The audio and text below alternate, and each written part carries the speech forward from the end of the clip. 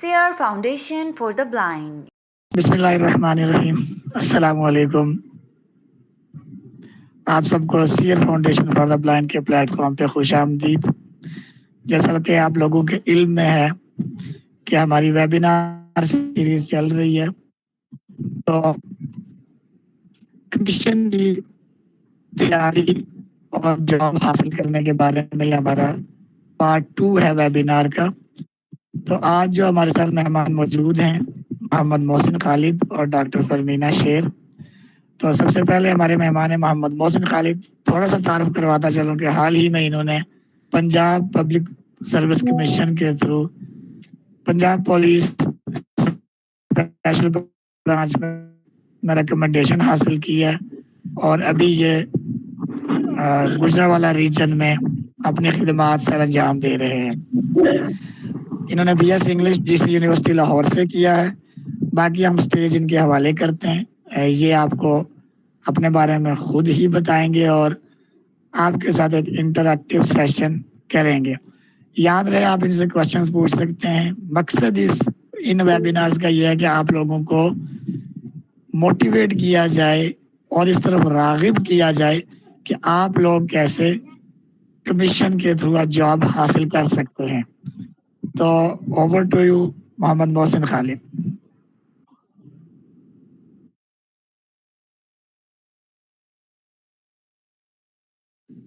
जी अस्सलाम वालेकुम। भाई बताइएगा, एम आई ऑडिबल? आवाज़ क्लियर है? वालेकुम सलाम, बिल्कुल क्लियर है। कंटिन्यू। जी ठीक। कोऑर्डिनेटर से मैं कहना चाहूँगा कि जब क्वेश्चन आंसर हम ले रहे हों तो हैंड जो रेज हों तो उनको 1 बाय 1 अनम्यूट करते जाइएगा। जी इसमें तदहीर सारा कोऑर्डिनेट करेंगी। आपके साथ जो जिसका भी हैंड रेज होगा वो उसका माइक अनम्यूट करेंगी और नाम कॉल करेंगी, तो वो बच्चा आपसे क्वेश्चन करेगा। Yes sir. All right. जैसे कि सियर फाउंडेशन आपको एक प्रिपरेशन के फेज से गुजार रहे हैं, एक बाकायदा प्रिपरेशन करवा रहे हैं PPSC के लिए। बहुत से फ्रेश ग्रेजुएट्स हैं, उनके लिए ये काफ़ी हेल्पफुल है। अब इस पूरी जर्नी में बहुत से आपके ऐसे सवाल होते हैं, बहुत से क्यूरीज होती हैं, समझ नहीं आता हाउ टू स्टार्ट। बहुत से कन्फ्यूजन हैं जो कि हम चाह रहे होते हैं कि हमें पर्सनली कोई हमारी सिचुएशन को समझते हुए थोड़ा बता दे। Last time I think Faisal भाई थे, क्योंकि उनका तो VI का एक्सपीरियंस नहीं है, तो मैं नोट कर रहा था कि उनसे भी किसी ने क्वेश्चंस किए थे कि जो कि VI से रिलेटेड थे, तो उन्होंने रेफर कर दिया था कि आप किसी VI से ही पूछें, वो आपको बेहतर गाइड कर सकते हैं। अच्छा, अब स्टार्ट मैं यहाँ से लेना चाहूँगा कि हमें प्रिपरेशन के फेज़ में किस तरह के इश्यूज आते हैं, चैलेंजेस आते हैं। पहले मैं अपने पर्सनली आपको बता देता हूँ कि जो मैंने फेस किए, फिर कैसे उनको टैकल किया, कैसे हैंडल किया। कोई भी इशू हो वो रिजॉल्वेबल होता है, हम उसका सोल्यूशन निकाल लेते हैं। थोड़ी सी बस गाइडेंस की और इंकरेजमेंट की ज़रूरत होती है। सबसे पहले मेरी ग्रेजुएशन के बाद मैं बाय वेब से डिस्कस कर रहा था कि अब मुझे इस तरफ जाना है, प्रिपरेशन करनी है, और ही सजेस्टेड कि आप टीचिंग की तरफ आना चाहेंगे। मैंने कहा मेरा उसमें ऐसा इंटरेस्ट नहीं है, मुझे पसंद है कि हम थोड़ी सी ऑपरेशनल नेचर की थोड़ी जॉब हो जिसमें आप डायनामिक हो थोड़ी सी। उन्होंने कहा कि पॉसिबल है, वो भी पॉसिबल है, आती हैं वैकेंसीज आती हैं, आप उसकी तैयारी कर लें अगर आप टीचिंग की तरफ नहीं जाना चाह रहे। वैसे टीचिंग की भी आती हैं। मेरा बैकग्राउंड इंग्लिश लिटरेचर से था, मोस्टली हैं हमारे फेलोज हैं, सीनियर्स हैं जो कि लेक्चरशिप पे हैं, लेकिन मुझे उसने इतना फैसिनेट नहीं किया जितना मुझे ऑपरेशनल या मैनेजमेंट की तरफ जो डिपार्टमेंट्स हैं उनमें जितनी इंटरेस्ट है एज कम्पेयर टू टीचिंग। तो उसमें ये था, मैंने अपने प्रिपरेशन स्टार्ट कर दी। मुझे नहीं पता था कैसे लेके चलना चीज़ों को, क्या इसमें सिलेबस होता है, क्या चीज़ें। मुझे लगा एक 1.5 साल मैं रहा हूँ इस प्रिपरेशन के फेज़ में। स्टार्टिंग में क्या था, इनफैक्ट ये नहीं पता था कि सब्जेक्ट्स कितने होते हैं, इसमें कैसे करना होता है। बस मुझे पता था ओके इंग्लिश होती है, कुछ जेनेरिक चीज़ों का पता था, कंपलसरी सब्जेक्ट्स हैं, इस्लामिक स्टडीज़ हैं, पाकिस्तान अफेयर है, ये है। लेकिन मैंने कभी कमीशन का वो प्रॉपर सिलेबस एडवर्टाइजमेंट निकाल के नहीं देखी थी। और जब वो देख भी ली तो मुझे ये नहीं पता था कि एक सब्जेक्ट में अंदर कितनी इंटरकेसेस होती हैं, कितनी उसकी डोमेन्स हैं, कैसे लेके चलना उसे। मैं बहुत थॉरोली उसे सब्जेक्टिव तरह से तैयार करना शुरू कर दिया मैंने। काफ़ी मैंने टाइम अपना वेस्ट किया उस पर कि मैं वो चीज़ें भी प्रिपेयर कर रहा था जो कि कभी एग्जाम में आती ही नहीं, पूछते ही नहीं है वो। और पहले तो बाइफरकेट हमें ये करना होता है कि क्या हम एमसीक्यूज के पेपर के लिए तैयारी कर रहे हैं, सब्जेक्टिव के लिए कर रहे हैं। क्योंकि मेरी इंटरेस्ट सब्जेक्टिव प्रिपरेशन में भी है और थी भी, तो मैं सब्जेक्टिव को लेके चल रहा था और मैंने ये अज्यूम कर लिया कि मैं सब्जेक्टिव की कर रहा हूँ तो मेरी एमसीक्यूज की भी तैयारी हो जाएगी, जो कि एक इफेक्टिव स्ट्रैटेजी नहीं होती। आपको एमसीक्यूज की प्रिपरेशन के लिए एक डिफरेंट मोड ऑफ प्रिपरेशन चाहिए, उसकी स्ट्रैटेजी डिफरेंट है। उसमें आपको क्रैमिंग चाहिए, मेमोराइजेशन चाहिए। सब्जेक्टिव में आपको एक बार कॉन्सेप्ट समझ आ जाए आप उसको लिख लेते हैं, लेकिन एमसीक्यूज में बहुत डिटेल एक ऐसी चीज़ ही पूछ सकता है आपसे जिस पे आपने सब्जेक्टिव तैयार करते हुए कभी ध्यान ही ना दिया हो। मेरा बैकग्राउंड इंग्लिश लिटरेचर का था, ग्रामर सफिशिएंटली फंक्शनल ग्रामर आती थी और वो मैं साथ साथ पढ़ता भी था। लेकिन एक दो मैंने पीपीएससी के पेपर दिए, उसने इंग्लिश में से ऐसे ऐसे सवाल किए जो कि मैंने सुने नहीं थे। वो पूछ रहा है क्लोज्ड एंड ओपन प्रोनाउंस क्या होते हैं। मैंने कहा ये क्या चीज़ है, ये क्या बुला है। मैंने आज तक मैंने रनन मार्टिन भी पढ़ दी है, मैंने और भी ग्रामर की बुक्स पढ़ी, कभी ये मेरी नज़र से नहीं गुजरा, ये मैंने कैसे स्किप कर दिया। तो फिर समझ आई पेपर्स देख के कि वो जो चीज़ें पूछ रहा है वो भी एक ख़ास तरह से पूछ रहा है। वो फंक्शनल चीज़ें नहीं पूछता जो कि हम सब्जेक्टिव तैयारी में तैयार कर रहे होते हैं। ये उसकी थियोरेटिकल अप्रोच ज़्यादा है।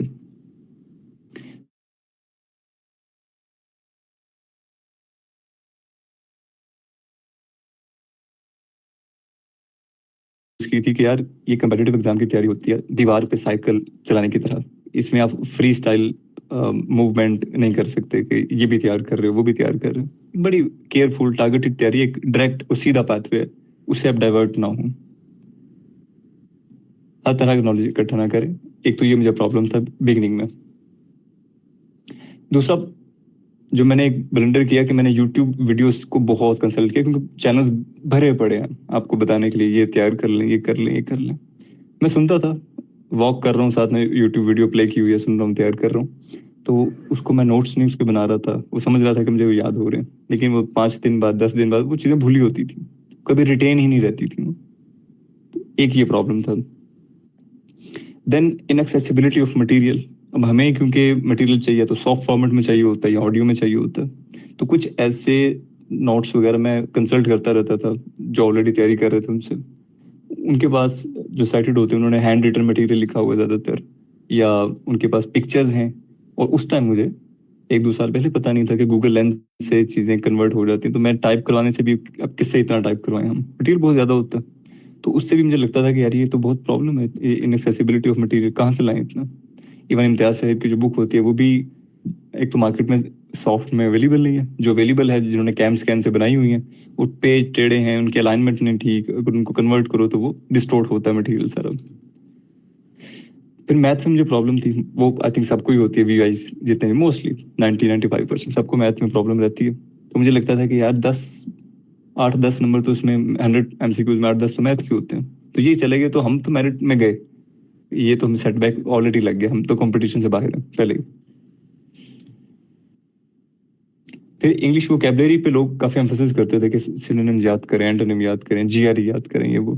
तो वो मुझे लगता, मैंने स्टार्ट भी कर दिया याद करना, लेकिन एट द एंड जब एग्जाम आता था लगता था कि यार मैं क्या तैयार करता हूँ, उसने जो पूछा है वो क्या है, कि मैं सही डायरेक्शन में नहीं जा रहा।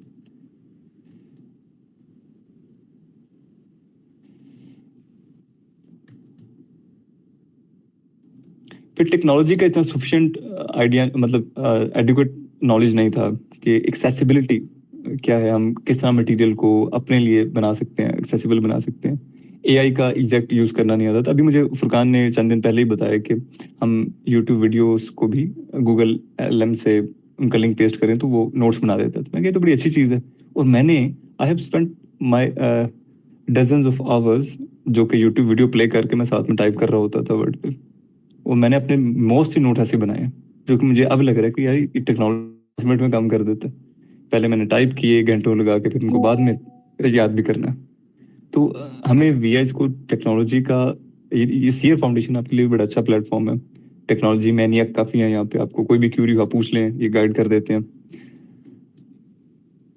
उर्दू का प्रॉब्लम रहता था फिर मुझे, उर्दू एक सब्जेक्ट है इसका।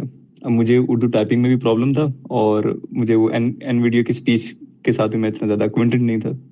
अब मैंने इसका सोल्यूशन ये किया था कि मैं रोमन उर्दू में अपने नोट्स बना रहा होता था, उर्दू के सब्जेक्ट के भी, उर्दू ग्रामर है या कुछ भी है। इवन मैंने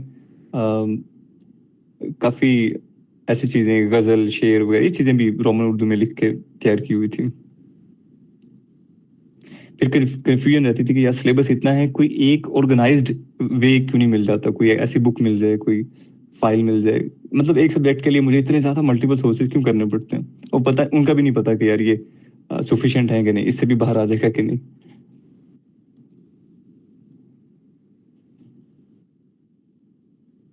फिर ज्योग्राफी से मुझे काफ़ी ज़्यादा इरिटेशन होती थी, क्योंकि समटाइम चीज़ें आपको क्रैम करके ज्योग्राफी की याद नहीं रहती। किस कॉन्टिनेंट में कौन सा कंट्री है, कौन सा माउंटेन रेंज है, वो किस तरफ जा रहा है, ईस्ट वेस्ट नॉर्थ साउथ में मैं बड़ा कंफ्यूज रहता था, अभी भी रहता हूँ। लेकिन फिर कोशिश करके इंसान कहीं ना कहीं उसका सोल्यूशन कर लेता।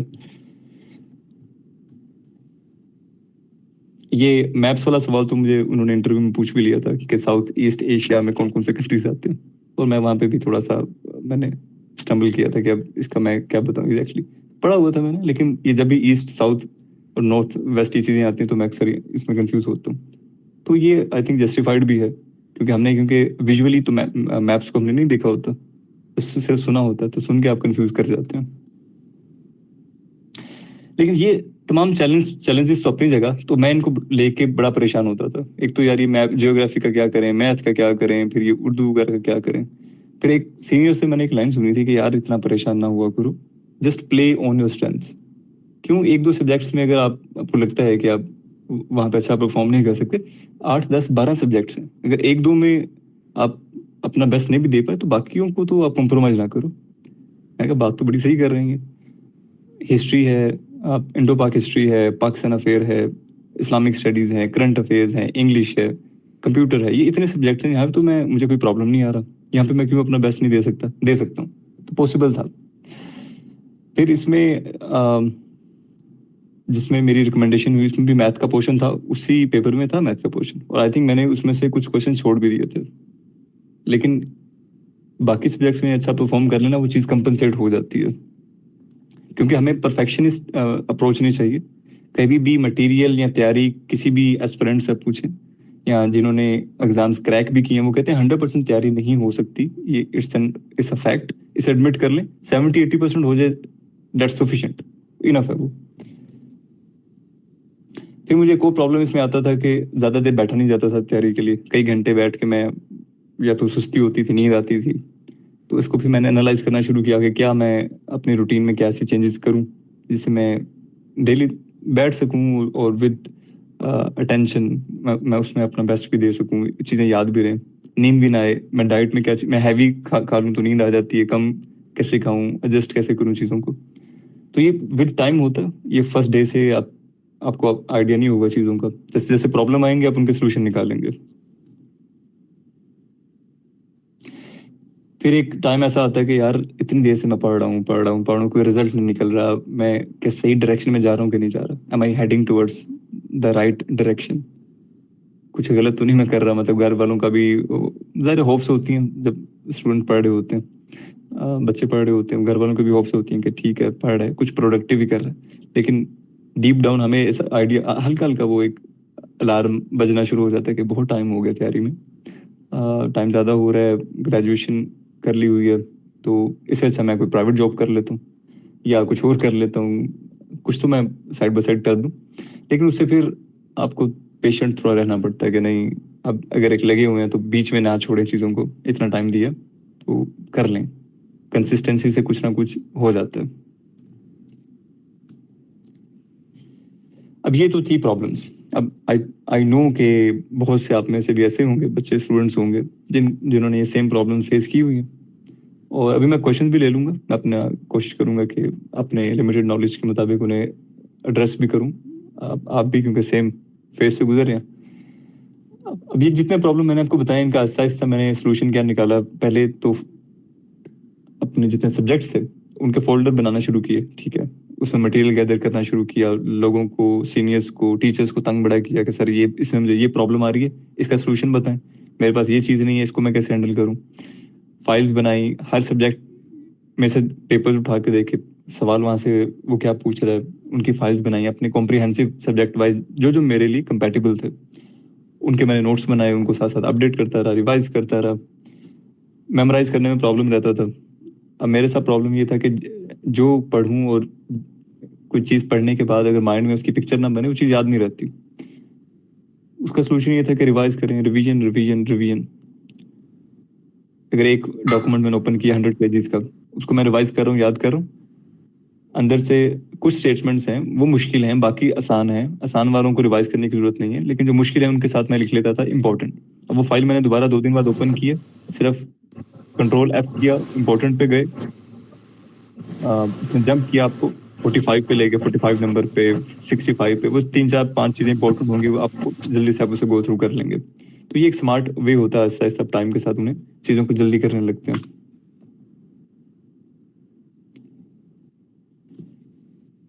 फिर क्योंकि ये PPSC ज़्यादा आपकी मेमोरी का समझ लें इम्तहान है, तो निमोनिक्स एक बड़ी अच्छी स्ट्रेटजी होती है। एसोसिएशन मेमोरी को, आप अपनी एग्जिस्टिंग मेमोरी को जो याद कर रहे हैं उसके साथ कैसे आपने एसोसिएट करना है।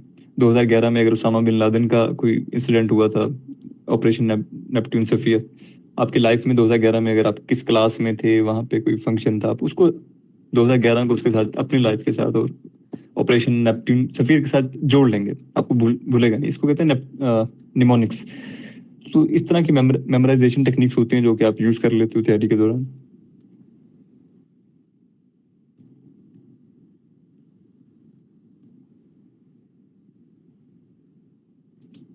और रिवीजन तो इसमें इंपॉर्टेंट है, लेकिन एक बार ये देख लें कि आपके पास मटेरियल सफिशिएंट हो। ऐसा ना हो कि मटेरियल आपके पास सिर्फ 10 पेजेस हैं एक सब्जेक्ट के और आप समझ रहे हैं कि अब इसी को मैं रिवाइज करता जाऊँ, उसी में से आएगा। नहीं, आपको डायनामिकली लेके चलना है, पेपर देखने हैं, देखना है कि वो एक सब्जेक्ट में से कहाँ कहाँ से पूछ रहा है, और उसके अकॉर्डिंग ही अपने नोट्स को, अपने मटेरियल को अपने अपडेट करना है। करंट अफेयर्स से या पाकिस्तान अफेयर्स से अगर वो स्पोर्ट्स में जा रहा है, पाकिस्तान स्पोर्ट्स में हॉकी में जा रहा है, क्रिकेट में जा रहा है, तो उसमें से देखेंगे हॉकी से वो प्लेयर्स के नाम पूछ रहे हैं, इंपॉर्टेंट पोर्टफोलियोज हैं या पॉलिटिशियंस हैं, उनमें से वो किस इरा से पूछ रहा है, तो उस पूरी डोमेन को आप उस लिहाज से तैयार करेंगे। पाकिस्तान के फर्स्ट PMs हैं, उनका अगर पूछ रहा है, प्रेसिडेंट्स का पूछ रहा है, चीफ मिनिस्टर्स का पूछ रहा है, तो वो अगर एक का उसने पूछा, नेक्स्ट वो दूसरे का पूछ लेगा, तीसरे का पूछ लेगा। तो इस तरह आप कैटेगरीज को, अपने नोट्स को अपडेट करते जाएंगे। फिर वोकेबलरी का जहाँ मुझे इशू आता था, मैंने कहा नहीं, ये तो लंबी लंबी GREs तो याद करने का फायदा नहीं, जो फंक्शनल वोकेबलरी है उन्हें याद कर लें, कुछ ना कुछ आपकी नज़र से गुजर जाता है। और जो कि आप 100% एंटिसिपेट तो नहीं कर सकते। GRE में आई थिंक 5000 6000 वर्ड्स हैं, वो लिमिटेड नहीं होता एग्जाम में, वो उससे बाहर भी चले जाता है। तो जो चीज़ आपके कंट्रोल में नहीं है उसको छोड़ें, जो कर सकते हैं उन्हें करें, बाकी कहीं ना कहीं अल्लाह आपको अपनी मेहनत का अजर दे देता है। फिर मुझे एक मिसकंसेप्शन ये थी कि मुझे लगता था कि मैं इंटरव्यू अच्छा दे सकता हूँ, और रिटर्न में अगर मैंने अच्छा परफॉर्म नहीं भी किया तो मैं आपसे कंपनसेट कर जाऊंगा, जो कि एक अच्छी स्ट्रेटजी नहीं थी। मेरा पहला इंटरव्यू था एक्साइज एंड टैक्सेशन का, उसमें मेरा रिटर्न में स्कोर अच्छा नहीं था, लेकिन इंटरव्यू में बहुत अच्छा स्कोर था, लेकिन रिकमेंडेशन नहीं हुई। क्यों नहीं हुई? क्योंकि स्कोर उसमें रिटर्न में मैंने मार्क आई थी और मुझे पता था मेरा पेपर अच्छा नहीं हुआ, लेकिन फिर भी कहीं पे ये मिसकंसेप्शन थी कि नहीं, सुना था कहीं से कि इंटरव्यू में आप करते हैं अच्छा परफॉर्म तो आपको वो कमीशन दे देता है। नहीं, इंटरव्यू का स्कोर मैटर करता है, और ये आपने कहीं से भी अगर सुना हो कि रिटर्न का स्कोर मैटर नहीं करता, तो इस चीज़ को आप एलिमिनेट कर दें। आपके एकेडमिक्स स्कोर जो डिग्री है वो भी काउंट होती है। अब शायद PPSC अपना पैटर्न चेंज कर रही है, अब वो आपके डिग्री के स्कोर को ऐड नहीं करेगी, लेकिन पुराना जो उनका था एल्गोरिदम है जिससे वो एग्रीगेट बनाते थे, तो उसमें वो तीनों चीज़ें ऐड करते थे। एकेडमिक्स कर रहे हैं, आपका रिटर्न का पेपर का स्कोर और इंटरव्यू का स्कोर, यानी कि पैनल के हाथ में तब नहीं था, वो एल्गोरिदम के हाथ में था आपकी रिकमेंडेशन। तो ये चीज़ें हैं जो प्रॉब्लम मैंने फेस की, और over the period of time कैसे कैसे मैंने उन्हें टैकल किया। अब बच्चों की, स्टूडेंट्स की जो कन्फ्यूजन्स हैं, वो जो पूछना चाह रहे हैं पर्सनलाइज्ड किस्म की, बीइंग VI, क्या क्या उनको प्रॉब्लम आते हैं, उनकी तरफ आते हैं, हैंड्स रेज कर दें 1 by 1, फिर कोऑर्डिनेटर आपके हैंड देख के आपका माइक अनम्यूट कर देंगे। मोहसिन बस 1 मिनट मजीद अभी कुछ बोले, क्योंकि कुछ टेक्निकल इश्यूज हैं तो मैं इधर रिजॉल्व कर लूँ। जी कर लें, कोई बात नहीं। फिर माइक्रोफोन ऑन होंगे।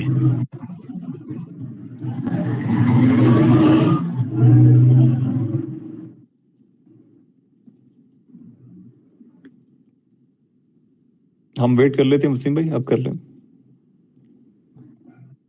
आप मोहसिन ये बताएं, मेरा पहला क्वेश्चन ले लें कि आप 24 घंटे में अगर किसी ने 1 पेपर एमसीक्यू क्रैक करना है तो उसको औसतन कितनी टाइम देना चाहिए स्टडीज को, जो कि वो 3 से 4 महीने या 6 महीने में इस काबिल हो जाए कि वो पेपर पास करने या क्वालिफिकेशन के करीब आ जाए। मुझे बड़ा एक अच्छा और बड़ा कॉमन क्वेश्चन है, टाइम कितना देना चाहिए। आई थिंक ये बड़ी एक सब्जेक्टिव सी बात है हर एक की। आपको पहले देखना है कि आप टाइम आपके पास कितना है। आपकी कोई और मसरूफियत तो नहीं है, आप साथ में आपने एमफिल का एडमिशन तो नहीं भेजा हुआ, आप साथ में कोई जॉब तो नहीं कर रहे, आपके घर की कोई ऐसी मसरूफियत तो नहीं है। आप कितना पढ़ के, अब हो सकता है एक चीज़ मैं पढ़ के उसे घंटे में याद करता हूँ, कोई और हो 30 मिनट में कर लेते यार।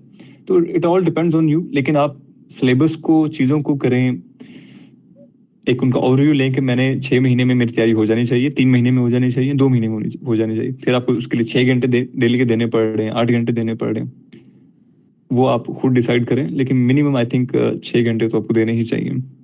और ये 6 घंटे आपके मतलब डिस्ट्रैक्टेड ना हो, मतलब आप उसमें कुछ और भी साथ करें। Effective efficacy of your time also matters, कि आप कितना फोकस्ड होकर टाइम दे रहे हैं। तो ये एक चीज़ बड़ी है। आप हमारे एक सर हैं, उन्होंने बड़ा अच्छा कहा था, कहते यार कभी भी पढ़ाई को टाइम पे ना डिवाइड करो। आप टारगेट दो कि मैंने आज ये टॉपिक क्लियर करना है, वो टॉपिक चाहे आपका 1 घंटा ले जाए, 2 घंटे ले जाए, सिलेबस को डिवाइड कर लो। आप कंप्यूटर के आपके पास अगर 15 टॉपिक्स हैं, 15 टॉपिक्स को 15 दिन पे डिवाइड कर लें, डेली का मैंने एक करना है। अब वो आपका डेली पे चाहे 3 घंटे ले जाए, 4 घंटे ले जाए। अदरवाइज आप टाइम देते रहेंगे, 6 घंटे भी दे रहे हैं, वो 15 टॉपिक हो सकता है आपको 2 महीने ले जाए, क्योंकि 6 घंटे में आप एक टॉपिक भी नहीं कवर कर पा रहे, क्योंकि आपने माइंड को, ब्रेन को ये समझाया हुआ कि मैंने 6 घंटे देने हैं, 6 घंटे में जितना होता है वो हो जाए। ऐसा कभी ना करें, हमेशा चीज़ों को मटीरियल वाइज डिवाइड करें, टाइम के ऊपर डिवाइड ना करें। तो मैं आई थिंक इसको ज़्यादा प्रेफर करता हूँ।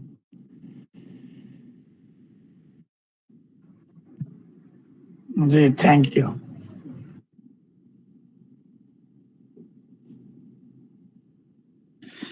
जी ज़ोहेब, हो गया स्टूडेंट रिजल्ट हुआ? हाँ हो गया। अब माइक्रोफोन अनेबल करें और फिर 1 बाय 1 जैसे हैंड रेज हों उसी तरह सबको बुलाएं और जैसे भी क्वेश्चन ले लें।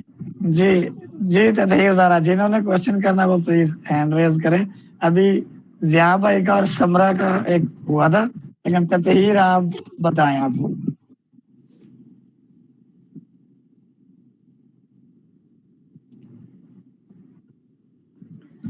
जिया भाई, आप अपना माइक अनम्यूट करके बोलें, क्वेश्चन बताएं।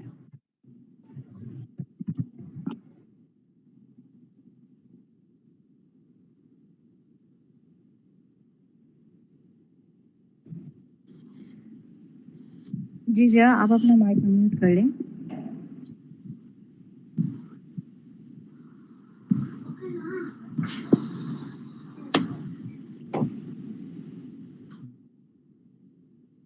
ठीक है, नेक्स्ट पे ले लें उनको, उनकी तरफ कोई इशू होगा इंटरनेट का। नेक्स्ट वन सर जब अपना माइक अनम्यूट कर लें। समरा समरा समरा, आप जी समरा। अस्सलाम वालेकुम। हाँ, my name is Samra Mansoor. Sir मेरा क्वेश्चन ये था कि मैंने अभी रिसेंटली बीएस की है, बीएस एजुकेशन फातिमा यूनिवर्सिटी से। तो मेरा फर्दर प्लान ये है कि मैं स्पेशल एजुकेशन में एमफिल करूं, और इसमें मुझे कोई इतना एक्सपोजर नहीं लग रहा, कोई स्कोप नहीं आ रहा फील्ड्स में। इस फील्ड में कोई जॉब्स वगैरह मुझे अभी मिली नहीं है इतना। तो मैं आपसे ये कंसर्न करना चाहती हूँ कि मुझे इस बारे में थोड़ा गाइड करें कि मैं जनरल एजुकेशन की तरफ जाऊँ या स्पेशल एजुकेशन की तरफ जाऊँ। अभी मैं स्पेशल स्कूल में टीचिंग कर रही हूँ, बाटी वो प्राइवेट स्कूल है।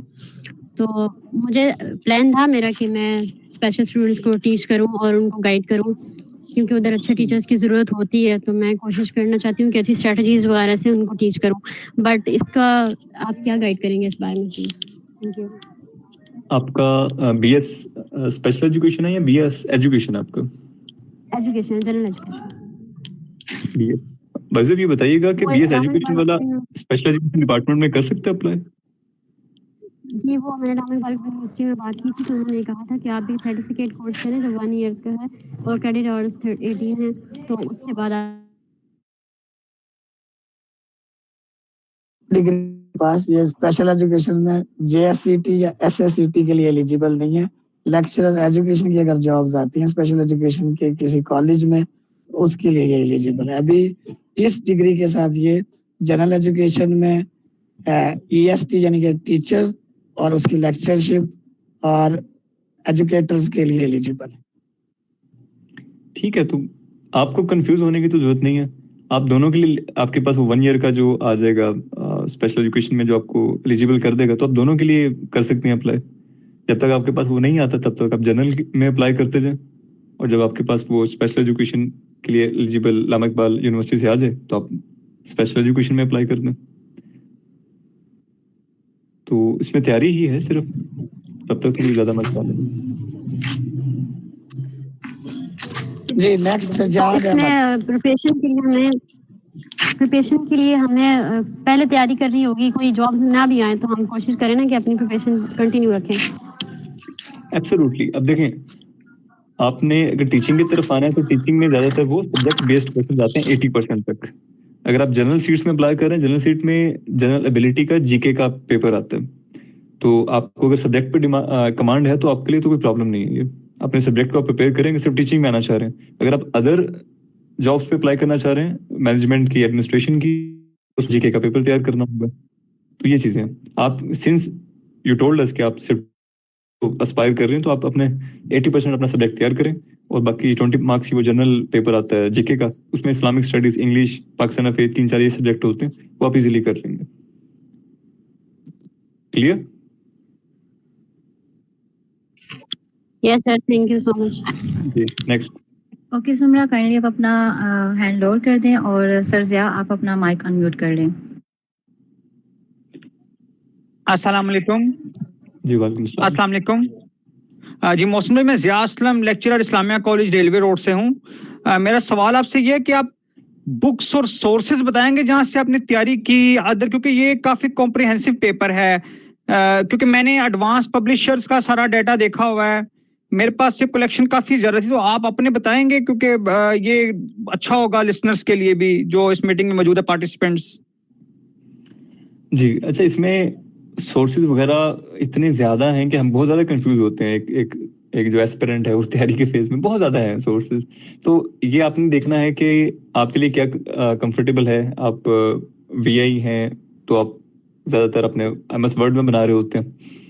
अगर आपको कोई और इशू है तो आप पेपर पे भी बना सकते हैं। तो सोर्सेज में सबसे पहले मेरी जो स्ट्रेटजी थी कि मैंने वर्ड फाइल्स बनाई थी, कंप्लीट प्लेलिस्ट देखी यूट्यूब से पूरे सब्जेक्ट की। अगर इंडो पाक हिस्ट्री है तो मैंने उसे यहाँ से लेके मौर्य डायनेस्टी से लेके 2018 तक के जितनी हिस्ट्री थी मैंने उसे कंप्लीट नोट्स बनाए, सब्जेक्टिव, वो एमसीक्यू वाइज नहीं थे, उसमें डेवलपमेंट थी। सिमिलरली इस्लामिक स्टडीज की वो प्री प्रॉफिट इरा, हजरत आदम से लेके प्रॉफिटहुड तक, प्रॉफिटहुड से खुलफाए राशिदीन से फिर आपके नेक्स्ट आ जाती हैं हजरत उमर की डायनेस्टी, फिर इंडो पाक हिस्ट्री, वो सारी। तो इस तरह मैंने पहले अपने कॉम्प्रिहेंसिव नोट्स बना लिए थे। इसके बाद फिर मैंने जब एक बार मेरे नोट्स तैयार हो गए, सफिशिएंट मुझे लगा कि हाँ मेरे पास ये स्ट्रेटजी आप जैसे सेटिस्फाइड है। कुछ मैंने ऐसे भी कैंडिडेट्स देखे सब्जेक्टिव अपने नोट्स नहीं बना, तरह के कॉम्प्रिहेंसिव नोट्स। उसके बाद कंसल्ट की 2021 से 24 तक के वर्ड में, क्योंकि मेरे जो कन्वीनियंट थे मैंने उनको सेपरेट फाइल्स बना ली। कुछ पेपर नए अपलोड होते थे उन्हें देख लेता था। मैंने कोशिश किया पाक एमसीक्यूज वगैरह को इनको भी करूं, कुछ मैंने कभी उन्हें पढ़ता होता था, लेकिन मुझे लगता था कि यार ये बहुत ज़्यादा डाइवर्स हैं, तो इतना डाइवर्स तो बाद इनको रिवाइज करना मुश्किल है, तो मैं मुझे छोड़ देता था जिनको दोबारा देखना मुश्किल होता था। तो मैं पेपर्स पे ज़्यादा फोकस करता था कि जो पेपर्स एक बार आपके कॉम्प्रिहेंसिव नोट्स बन जाए फिर आप पास्ट पेपर्स देख लें, आई थिंक वो सफिशिएंट होता है। वरना तो इतनी ज़्यादा वेबसाइट्स हैं, आप उन्हें दोबारा पढ़ भी नहीं पाते। तो बेहतर ये है कि आप मटेरियल वही रखें जो आप रिवाइज कर सकें। Lastly, are you willing to share or have you shared your notes to the visually impaired community? God bless you. Thank you. मैं इस क्वेश्चन को एंटिसिपेट कर रहा था। मुझे पता था ये क्वेश्चन आएगा। अब इशू ये है कि कभी भी किसी के नोट्स आपको नहीं लेने चाहिए। मैं ये बड़ा स्ट्रांगली इंडोर्स करता हूँ, क्योंकि हर बंदे ने अपने लिहाज से नोट्स बनाए होते हैं। कभी कभी उसने अंदर ऐसी निमोनिक्स ऐड किए होते हैं या कुछ ऐसी चीज़ें जो आपके लिए पढ़े भी नहीं जाते। आपको लगता है यार ये क्या है, इसने खिचड़ी पकाई हुई है। वो लिटरली खिचड़ी होती है। मैंने भी लोगों के नोट्स देखे, खिचड़ी होती है, वो आपके लिए हेल्पफुल उस तरह नहीं होते। आपने चीज़ पढ़नी है, उसे परसीव करना है, जो आपको समझ आए आपने लिख लेना। तो ये चीज़ है। कुछ सर्टेन टॉपिक्स में अगर किसी में प्रॉब्लम हो, उसमें अगर मेरे से कोई रीच आउट करे मुझे, तो मैं उसमें हेल्प कर सकता हूँ। कंप्लीट खिचड़ी शेयर करना तो आपके किसी तरह भी आपके लिए हेल्पफुल नहीं होगा, क्योंकि चीज़ें इस तरह डाइवर्स होती हैं, ऑर्गेनाइज नहीं होती। जब तक चीज़ें आपको ऑर्गेनाइज्ड एक फॉर्मेट में, बुक फॉर्मेट में ना दी जाए, तो मेरा नहीं ख्याल किसके लिए पढ़ना वो इतना हेल्पफुल रहता है। जी नेक्स्ट। जी सर, सज्जाद। जी थैंक यू वेरी मच। अस्सलाम वालेकुम मोहसन भाई, क्या हाल है? ठीक है आप? जी वालेकुम सलाम। मोहसन भाई, एक तो ये है कि आप अपने जो पर्सनल लाइफ है ना, मतलब आपका बीएस इंग्लिश लिटरेचर है, तो वो आप का रहा कितनी देर तक, यानी आपका जो प्रिपरेशन है रहा वो कितनी देर तक का था? और जो सेकंड थिंग इम्पोर्टेंट है ना, जैसे आप बता रहे हैं हमारे पास पाकिस्तान स्टडी इस्लामिया था, ये हमारे पास एक आउटलाइन है यानी कि हमने शुरू से लेके अब तक करनी है। इसमें हमारे पास जनरल नॉलेज है और ज्योग्राफी है और मैथमेटिक्स है, कंप्यूटर है और बाकी भी सब्जेक्ट्स हैं। काइंडली आप इनका अगर एक आउटलाइन शेयर कर दें भी ये चीज़ें हैं जिनके लिए हम डिफरेंट बुक्स या डिफरेंट ऑनलाइन सोर्सेज या कुछ भी हम कंसल्ट करके इनको तैयार करने की कोशिश करेंगे। Thank you. ओके अच्छा, इसमें सिलेबस तो भी मेरे सामने नहीं है पीपीएससी का, और इसमें जो सब्जेक्ट है उनकी जो आउटलाइन है वो दी हुई है। आई थिंक पीएमएस का जो जीके है, समझा जाता है कि उसमें उन्होंने काफ़ी डिटेल्ड आउटलाइन है, वो अगर इंटरनेट पे अवेलेबल होगी। पीएमएस के जीके में उसने सब सेक्शन भी दिए हुए हैं। कंप्यूटर है तो कंप्यूटर में पूछ रहा है कि एआई है, computer first generation, computer history वगैरह 1 2 3 4 5 4 जनरेशन है शायद उसकी। तो पीएमएस का जीके का आप सिलेबस उठा लें, उसमें आपको पूरी इसकी आउटलाइन मिल जाएगी। जितने सब्जेक्ट हैं वो मोर और लेस सिमिलर है, सारा नहीं, मोर और लेस ऑलमोस्ट सिमिलर है। तो उसमें आपको पूरी आउटलाइन मिल जाएगी। फिर हर टॉपिक को उठा के, उस जीके की फाइल को उठा के, उसके सब पॉइंट्स हैं उसको उठा के आप अपनी तैयारी कर सकते हैं, मटेरियल ढूंढ सकते हैं। आप तो मुश्किल ही नहीं है। आप एआई यूज़ करें, ChatGPT यूज़ करें, गूगल से देख लें, कोई एक टॉपिक है वो पूरा निकल आएगा आपका। वहाँ से जीके की जो पीएमएस का जीके का सिलेबस है उसका हेडर उठाएं, सब पॉइंट उठाएं, उसको सर्च में डालें। इतने एआई टूल्स हैं, वो आपको मटेरियल आपको प्रोवाइड कर देगा। तो आई थिंक आपका इशू रिजॉल्व हो गया। अगर तब भी आपको कोई कन्फ्यूजन रहे वो जीके की फाइल देखने के बाद भी, तो आप सीआर की मैनेजमेंट टीम से आप कॉन्टेक्ट कर लें। सर, जो आपकी खुद प्रिपरेशन का टाइम था वो कितना था, उसके बारे में थोड़ा आप बता। अच्छा, ये मैंने बताया बड़ी सब्जेक्टिव चीज़ होती है। कुछ लोग ऐसे भी होते हैं 3 महीने में कर लेते हैं, 6 महीने में, 1 साल में, डिपेंड करता है आपकी मसरूफियत के ऊपर। मुझे आई थिंक 1.5 ईयर लगा था, लेकिन इस 1.5 डिग्री के तकरीबन 1.5 ईयर के बाद ये या तो इससे ज़्यादा थोड़ा पीरियड था, लेकिन उसमें मेरी और भी मसरूफियात थी। मैं सब्जेक्टिव तैयारी की तरफ भी चला गया था, सब्जेक्टिव एग्जाम्स की तरफ भी। मैंने 1 पेपर को छोड़ दिया था बीच में, तो इसलिए मुझे टाइम, मैंने फोकस इस पर टाइम नहीं दिया। तो सिमिलरली अगर कोई जॉब साथ में कर रहा हो या उसने एमफिल स्टार्ट किया हो, तो उसकी जर्नी प्रोलॉन्ग हो सकती है। तो ये वेरी करता है, ये आप कंपेयर किसी से नहीं कर सकते। इट ऑल डिपेंड्स ऑन आपके घर के हालात कैसे हैं, वो भी बड़ा इम्पैक्ट करता है आपकी तैयारी के ऊपर, मसरूफियत वगैरह। तो ये चीज़ है। Exactly, sir. So the last and very important thing for me, एक कैंडिडेट है, फॉर एग्जांपल मैं मेरे मार्क्स को 60 तक पहुंच जाते हैं, तो 60, 62, 63, अब जो मेरिट जा रहा है वो जैसे आपने बताया 67 या 65 तक जाते हैं इंटेलिजेंस ऑफिसर, और एक साइज इंस्पेक्टर का 60 के राउंड अबाउट है। ये जो 8-10 मार्क्स हैं, इनको बिल्डअप करने के लिए क्या स्ट्रेटजी और किन चीज़ों पे ज़्यादा फोकस होना चाहिए? राइट, इसमें सिंपल ये है कि आप आइडेंटिफाई कर लें पेपर जो आप दे के आए हैं, उस का रिजल्ट भी आता, आपको पता चल जाता है मेरे इसमें से 60 मार्क्स आए हैं, मेरिट से मैं 7 नंबर मेरा शॉर्टफॉल है। तो आराम से आपको पता, आपने पेपर अटेम्प्ट किया होता, आपको पता होता है किस पोर्शन में आपने मार्क खाई है। मैथ में तो आप चलें ज़्यादा कुछ नहीं कर सकते मेरे जैसा जो बंदा है, लेकिन जो अदर सब्जेक्टिव क्वेश्चन आ रहे हैं वो पूछ रहे हैं, तो मेरा यही होता था। मेरे भी 1-2 पेपर ऐसे गए जिसमें मेरा 1 नंबर का 1.5 नंबर से भी मेरिट रहा हुआ है। तो फिर मैं देख लेता था कि मैंने कहाँ पे किया है, लूज किए मार्क्स किस एक सब्जेक्ट खास नजारा। तो उस सब्जेक्ट को मैं ज्यादा टाइम दे लेता था, या उस तरह के क्वेश्चंस को, उस कैटेगरी को। स्पोर्ट्स से मैं अक्सर मेरे क्वेश्चंस गलत होते थे। स्पोर्ट्स में वो कभी पूछ रहा है ओलंपिक्स के बारे में पूछ रहा है, वो मुझे वो काफी उस पे इरिटेशन भी होती थी कि यार ये ओलंपिक्स से बड़े क्वेश्चन घुमा घुमा के पूछ रहा है। तो उसमें फिर मैंने एक दिन बैठ के सारे ओलंपिक्स को एक बार अच्छे से देख लिया कि इस ओलंपिक्स में इतने स्पोर्ट्स हैं, इस ओलंपिक्स के इतने रिंग्स थे, और ये था, इतनी गेम्स हुई, यहाँ पे ये कंडक्ट किया गया इस कंट्री में। वो पूरी मैंने उसको देख लिया कि 3-4 क्वेश्चन भी गलत हो जाए, बाकी 1-2 नंबर से कभी भी मायूस ना हुआ। हमेशा जो डिफरेंस आता है वो 5 से 7, 10 नंबर का हो तो तब आप परेशान हो। 1-2 नंबर से अगर मैरिट रह रहा है तो इसमें आपकी मिस्टेक नहीं, ये लक है। तो इस लक की भी गेम होती है इसमें, तो आप परेशान ना हो 1-2 नंबर से। अगर 3 नंबर से रह रहे हैं, अगर डिफरेंस 5 से 10 नंबर का, फिर आप तैयारी को जरा ज्यादा टाइम दें, कोशिश ज्यादा करें, एफर्ट ज्यादा डालें। जी नेक्स्ट ले लें सर मोहम्मद आसिफ। अस्सलाम वालेकुम, राजा मोहम्मद आसिफ। उम्मीद है आप सब खैरियत से होंगे। तो क्वेश्चन मेरा ये है कि मैंने एनटीएस के 2 दफ़ा पेपर पास किए और पीपीएससी के भी 2 दफ़ा पास किए। प्रॉब्लम ये आती है कि जब हम इंटरव्यू में जाते हैं तो वहाँ पे ये पूछते हैं कि आप फील्ड वर्क कैसे करेंगे, तो वो बड़ा डिफिकल्ट हो जाता है रिप्लाई देना। तो आपका जो है ये भी फील्ड वर्क इसमें काफ़ी हद तक इन्वॉल्व है, तो आपने कैसे सेटिस्फाई किया उन्हें? बड़ा इम्पोर्टेंट सवाल है, काफ़ी इम्पोर्टेंट है, और ये मुझे भी कंसर्न था इंटरव्यू में अपीयर होने से पहले, और ये सवाल उन्होंने मुझसे भी किया। तो इसका सिंपल, अगर आप इंटरव्यू तक पहुंचे हैं तो फर्स्ट ऑफ ऑल कॉन्ग्रेचुलेशंस। दूसरा ये कि आपने अपनी यूटिलिटी देखनी है, डिपार्टमेंट देखना है।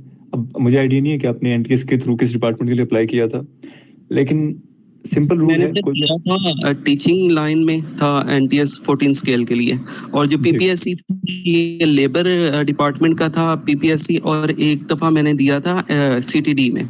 सीटीडी में तो मैं जो हूँ क्वालिफाई इंटरव्यू तक नहीं कर पाया था, लेकिन जो लेबर डिपार्टमेंट था वहाँ पे तो उन्होंने साफ साफ पूछा था कि जी आप बताएं कि किस तरह आप फील्ड वर्क करेंगे। राइट, आप वीआई हैं? Yes, sir, I'm totally blind. Okay, right. मैंने अपने डिपार्टमेंट को थॉरोली देखा था, उसकी फंक्शनिंग देखी थी, और मैं इंटरव्यू से पहले ऑफिस में भी चला गया था।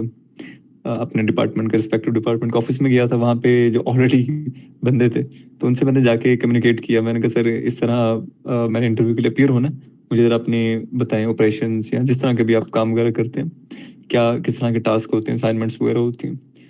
ऑल्दो मुझे ज़्यादा इन्फॉर्मेशन नहीं मिली थी वहाँ से, क्योंकि वो भी रिजर्व्ड होते हैं, लेकिन मैंने कोशिश की, डिफरेंट टीचर्स से पूछा कि सर आपके कोई रेलिवेंट बंदे हैं जो ऑलरेडी इस डिपार्टमेंट में काम कर रहे हैं। तो मुझे कहीं ना कहीं से गाइडेंस मिल गई थी कि नेचर ऑफ वर्क का पता था। फिर नेचर ऑफ वर्क का एक बार मुझे आइडिया हो गया, जैसे लेबर डिपार्टमेंट में आपने बताया, एक बार काम को देखें, वहाँ पे काम किस तरह का है और आपकी स्किल्स क्या हैं, आपकी एक्सपर्टीज क्या है। भाई आपने ग्रेजुएशन किया, आप कुछ ना कुछ तो कंट्रीब्यूट कर सकते हो ना, बिल्कुल यूजलेस तो नहीं हो गया। तो मैंने जो मेरी लिमिटेशंस थी मैंने उन्हें बता दिया कि मैं ये तो नहीं कर पाऊंगा, फील्ड वर्क शायद मैं उस तरह से ना कर पाऊँ, लेकिन मैं मैनेज कर लूंगा। तो मैंने फिर उनको रिप्लाई अकॉर्डिंगली किया था, जिस तरह कि वो क्यूरियस मांग रहे थे कि आपकी यूटिलिटी क्या है डिपार्टमेंट में। तो मैंने बता दिया कि सर मैं ये चीज़ें कर सकता हूँ और ये चीज़ें ऑलरेडी डिपार्टमेंट में हो रही हैं, तो इसके लिए डेफिनेटली आपको ह्यूमन रिसोर्स चाहिए, तो मैं इसके लिए यूजफुल एसेट हो सकता हूँ, ये मैं करता भी आया हूँ और मैं कर भी रहा हूँ। तो देन आई थिंक आप सेटिस्फाई कर लेते हैं इंटरव्यू पैनल को, क्योंकि कमीशन है ही इसलिए उनका, अगर आप वो देखें उनकी एक टैगलाइन है शायद, या उनके डिस्क्रिप्शन पे लिखा होता है, वेबसाइट पे भी है, कि उनका काम सिर्फ ये है कि डिपार्टमेंट को यूजफुल एसेट उठा के देना, ह्यूमन रिसोर्स कि जो डिपार्टमेंट के लिए यूजफुल हो। तो आपने बस पैनल को सेटिस्फाई करना होता है कि आप पढ़े लिखे हैं, आपको कोई इशू नहीं है, मेंटली कोई इशू नहीं है, साइकोलॉजिकल इशू नहीं है, जिस समटाइम होते हैं, साइकोलॉजिकल असेसमेंट भी होती है, और आपकी जो स्किल्स हैं आप कुछ ना कुछ प्रोडक्टिव कर सकते हैं उनके लिए।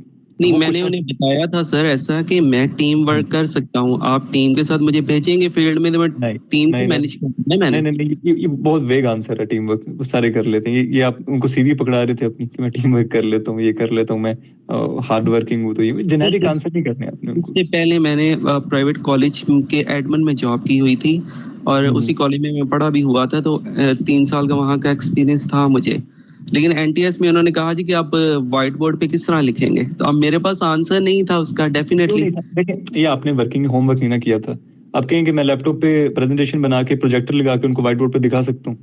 ये तो आपने खुद नहीं ना वर्किंग की, तो क्या इशू है? अभी मेरा जी क्वेश्चंस थे ना कि आप बच्चे शरारतें कर रहे हैं तो आप किस तरह मैनेज करेंगे। अब प्राइवेट जो सरकारी स्कूल होते हैं उसमें तो बच्चे बहुत ज्यादा होते हैं, प्राइवेट स्कूल में तो बच्चे कम होते हैं, तो उनको मैनेज आप किस तरह करेंगे। और इस तरह के उनके क्वेश्चन, मतलब जैसे बंदे को डिस्करेज करना हो ना, तो वो वाले सर पैनल का काम ही होता है कि आपको टेस्ट करें ना, आपके ऊपर डिफिकल्ट क्वेश्चंस फेंकें। तो ये इंटरव्यू की तैयारी एक सेपरेट मेथड है, वो हम यहाँ पर डिस्कस नहीं कर सकते। आप रिटर्न से रिलेटेड क्वेश्चन पूछें। इंटरव्यू की तैयारी के लिए सेपरेट एक ट्रेनिंग होती है, ग्रिल किया जाता है, आपको ऑल पॉसिबल क्वेश्चंस बताए जाते हैं, आंसर्स बताए जाते हैं, आपके अपनी स्किल्स के हैं। तो ये एक डिफरेंट डोमेन में हम निकल जाएंगे, लेकिन पॉसिबल है। इसके लिए हम कोई सेपरेट सेशन रख सकते हैं, लेकिन आज जरा थ्योरेटिकल जो प्रिपरेशन है उस पर ज़्यादा बात करेंगे हम। नेक्स्ट ले लें क्वेश्चन। जी सॉरी मैं इंटरप्ट कर रहा हूँ। मेरा ख्याल है कि हमें अब अपने जो सेकंड स्पीकर है उनकी तरफ बढ़ना चाहिए, क्योंकि टाइम बहुत ज़्यादा हो गया। और जो बाकी क्वेश्चन है वो इंशाल्लाह उन स्पीकर के बाद भी हम ले सकते हैं। जी ठीक है। अच्छा, ये सेकंड स्पीकर से बढ़ने से पहले मोहसिन आपका बहुत शुक्रिया। क्वेश्चन इंशाल्लाह हम इन कैंडिडेट्स के ले लेंगे। और आप सबके लिए अनाउंसमेंट ये है कि हमारा शेयर अपॉर्चुनिटी बोर्ड एक व्हाट्सएप ग्रुप है, आप उसको ज्वाइन करें। वहाँ पे आपके क्वेश्चंस रियल टाइम में एंटरटेन किए जाते हैं और ऑथेंटिक सोर्स से किए जाते हैं। एक तो वो आप ज्वाइन करें, और इसी तरह के वेबिनार्स इंशाल्लाह हम वन पेपर से रिलेटेड, टीएमएस सीएसएस से रिलेटेड आगे आने वाले दिनों में होंगे, तो आप मजीद उन लोगों से भी क्वेश्चंस कर सकते हैं। बाकी जिनके क्वेश्चंस रह गए वो वेबिनार ग्रुप में है, हम उसको किसी टाइम ओपन करेंगे। आप रिटर्न के रिलेटेड क्वेश्चन कीजिएगा तो मोहसिन से हम आंसर लेके वहां पे शेयर कर देंगे। जी ठीक है। Thank you Mohsin. Thank you so much. अल्लाह हाफिज। अच्छा जी, हमारी नेक्स्ट स्पीकर हैं डॉक्टर फरमीना शेर। ये पीपीएससी के थ्रू उर्दू लेक्चर में सिलेक्ट हुई हैं। अभी ये पीएचडी स्कॉलर हैं Lahore college for women university की। तो अभी हम स्टेज उनके हाथ थमाते हैं, बाकी बात वो आपसे करेंगे। आपने जो क्वेश्चंस करने आप उनसे फिर कर सकते हैं।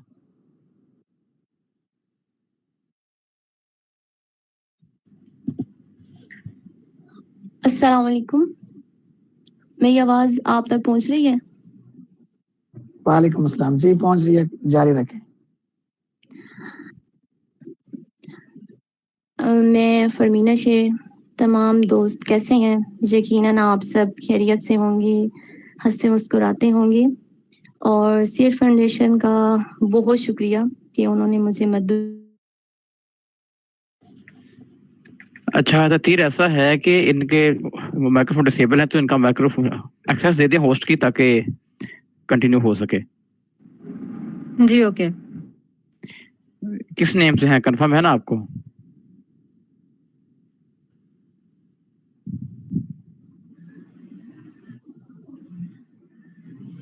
फरमीना, किस नेम से आपकी आईडी है? इनका नेम था फेरी और मैंने इनको कर दिया, होस्ट बना दिया।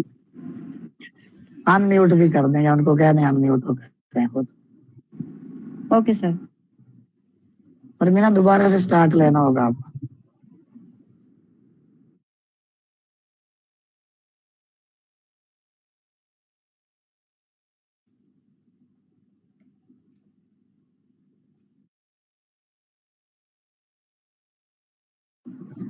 तो फिर चेक करेंगे क्या इशू चल रहा है, आवाज तो नहीं आ रही हमें।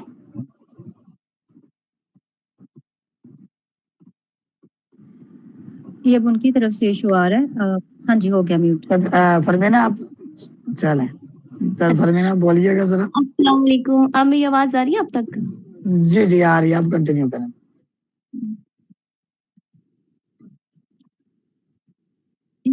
फाउंडेशन का बहुत शुक्रिया जिन्होंने मुझे यहाँ मदद किया और आप तमाम दोस्तों के साथ महफ़िल गुफ्तगू होने का मुझे मौका मिला। तो मैं इस काबिल तो नहीं थी जिस मकाम पर मुझे अल्लाह ताला ने पहुँचाया। ये सब मेरी माँ की दुआओं का और मेरी अनथक मेहनत का नतीजा है। तो वक़्त बहुत कम रह गया है। तो अब पीपीएससी की तरफ चलते हैं कि जब मैंने बीएस कंप्लीट कर लिया था, तो मुझे इस बात का पता भी नहीं था कि पब्लिक सर्विस कमीशन क्या होता है। आप सब बहुत खुशनसीब हैं कि आपको इस तरह का प्लेटफ़ॉर्म मुहैया किया गया कि आपको तैयारी किस तरह करनी है, आपको किस तरह पढ़ना है, पब्लिक सर्विस कमीशन क्या होता है। तो बीएस के बाद जब मैं एमफिल में मैंने एडमिशन लिया तो मुझे पता चला कि अच्छा पब्लिक सर्विस कमीशन भी कोई चीज़ है, इसके लिए भी पढ़ा जाता है। तो मैंने पब्लिक सर्विस कमीशन के लिए अप्लाई किया और मैंने मुख्तलिफ जो वेबसाइट से उर्दू के पेपर्स निकाले, पास पेपर, और अब मसला ये था उन पास पेपर को पढ़ने का। वो मैंने मुख्तलिफ फ्रेंड से, जूनियर से उनको रिकॉर्ड करवाया। अब ये हुआ कि फिर जब मैंने वो पास पेपर रिकॉर्ड करवा लिए, मेरी आवाज़ सुन रही है आप सबको? आ रही है, ओके है, ओके। अच्छा, जब मैंने उनको रिकॉर्ड करवाया कि मुझे पता चला कि कुछ उर्दू की और किताबें भी हैं, एमसीक्यूज़ टाइप जैसे इम्तियाज़ शाहिद की हैं, कलीदी उर्दू है, इसके अलावा और भी एमसीक्यूज़ की सहरे उर्दू, इस तरह की छोटी-छोटी किताबें हैं।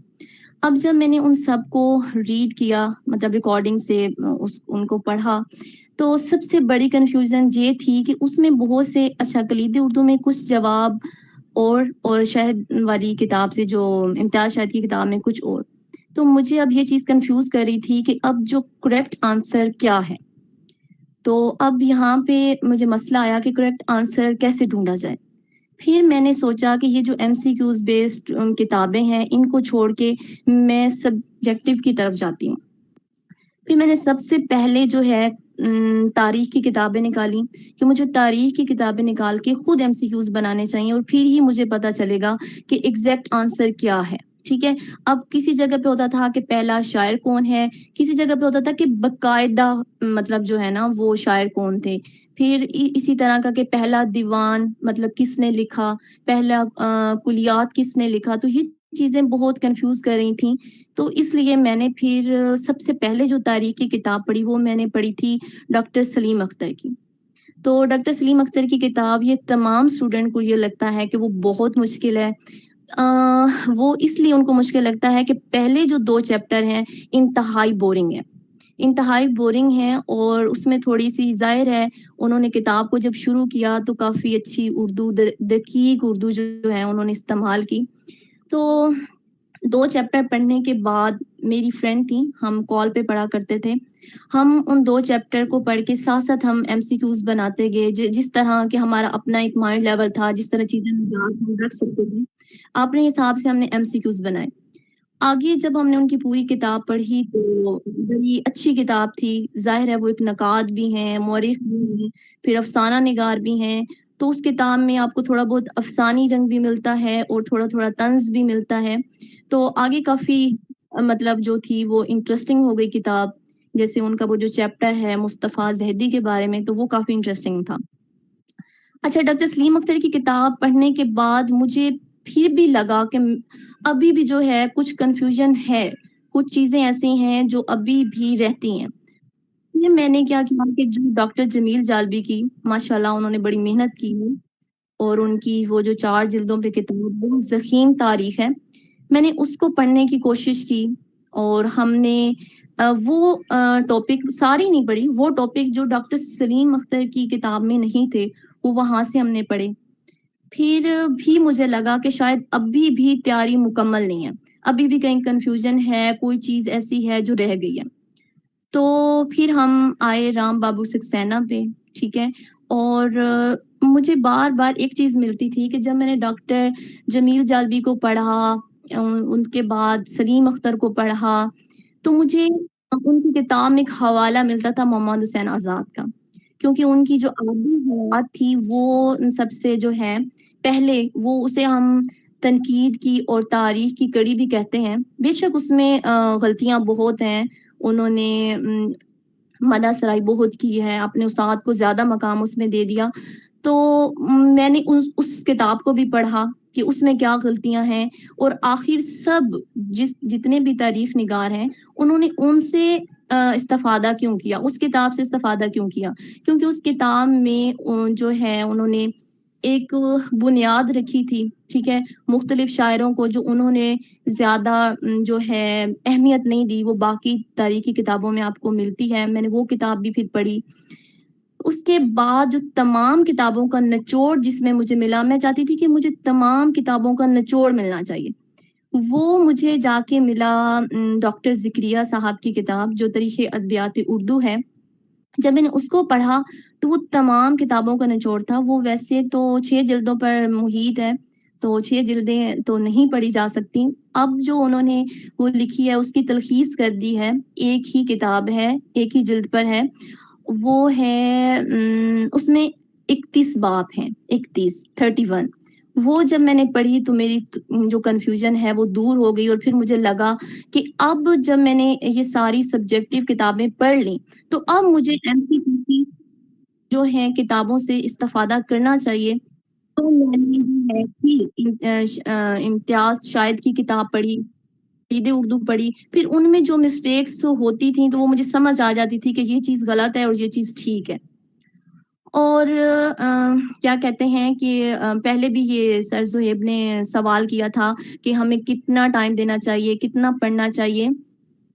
तो मैंने जो अगर मतलब जो स्टडी को वक़्त दिया, एमफ़िल में तो ज़ाहिर है एमफ़िल के साथ क्लासेस थीं, उसके बाद जो है मेरा थीसिस शुरू हो गया, तो मैंने थोड़ी-थोड़ी तैयारी 4 घंटे, 5 घंटे तो मैं अपने पब्लिक सर्विस कमीशन को देती थी।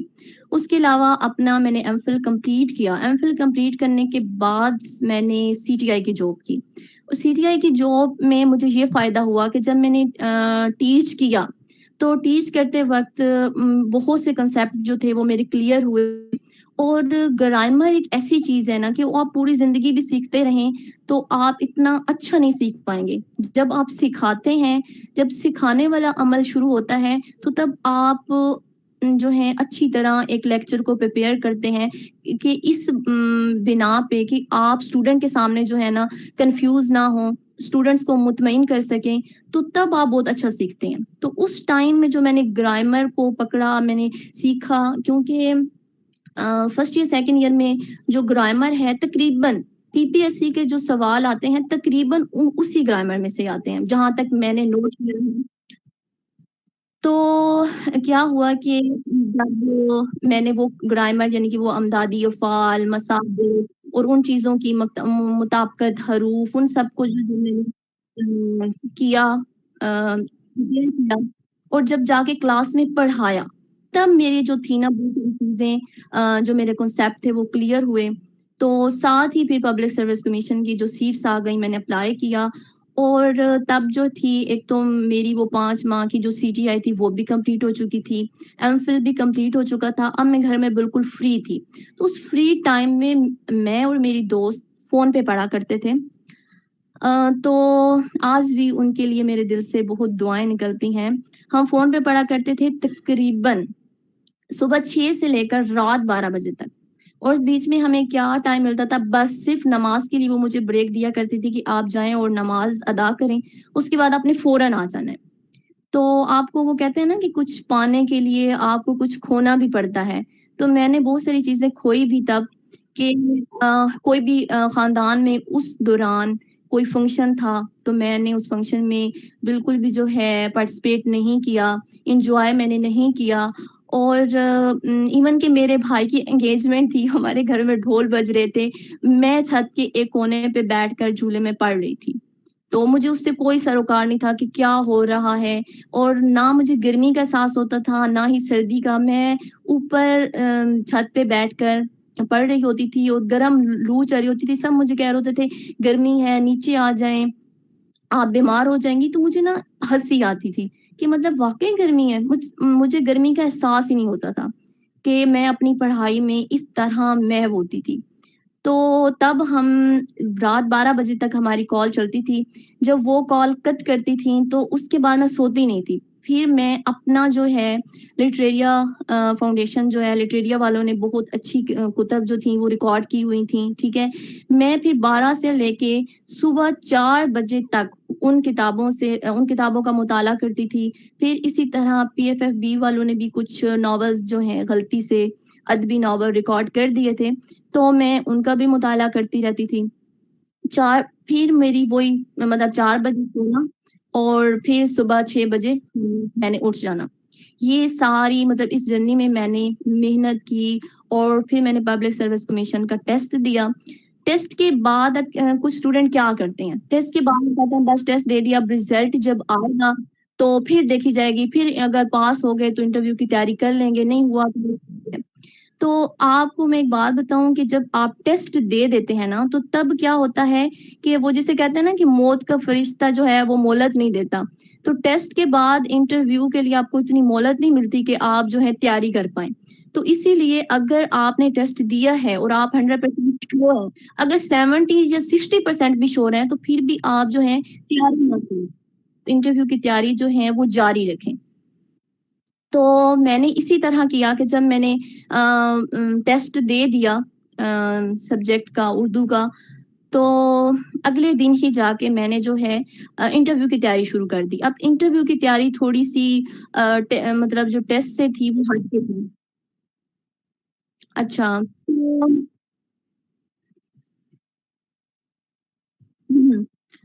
फिर क्या हुआ कि मुझे तकरीबन 80% मैं श्योर थी कि लगता है कि मेरा टेस्ट जो है वो क्लियर हो जाएगा।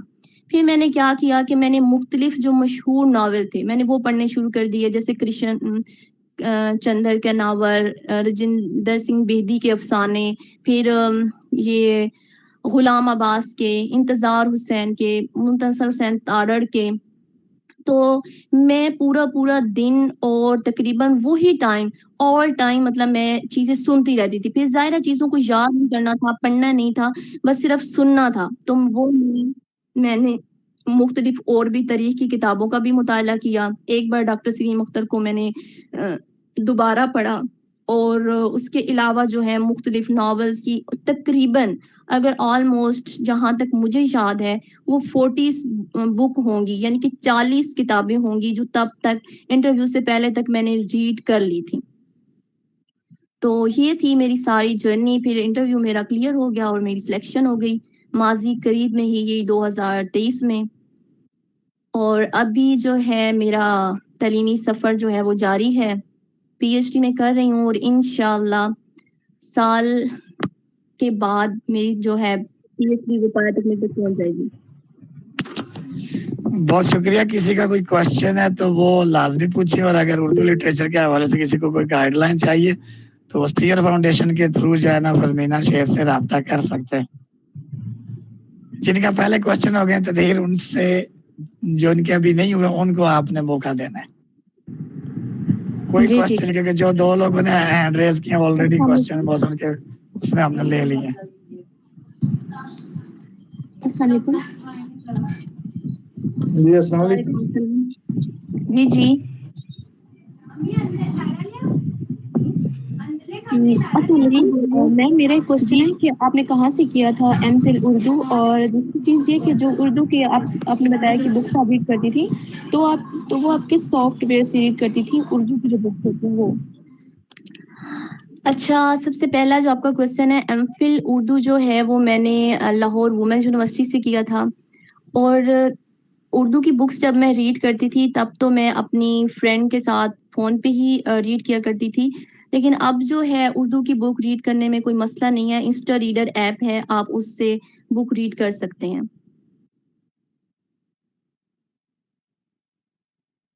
मेरी आवाज़ पहुंच रही है आप तक? जी आ रही है। देखें कैंडिडेट्स, जो हम ये चाहते हैं कि जो जिस सब्जेक्ट का स्पीकर है उस सब्जेक्ट के लोग क्वेश्चंस पूछें ताकि उनको ज़्यादा फायदा हो। इंशाल्लाह हम आगे ऐसे लोगों को लाएंगे जैसे special education, Islamic studies, political science, English, history, ऐसे ब्लाइंड लोगों को हम वेबिनार में लाएंगे जिन्होंने अपने दौर में कमीशन को टॉप किया है और अभी किसी न किसी पोजीशन पे सर्व कर रहे हैं। तो कोशिश करें जो रेलिवेंट सब्जेक्ट्स के लोग हैं वो उनको क्वेश्चन पूछने दें ताकि उनके कंफ्यूजन्स दूर हो सके।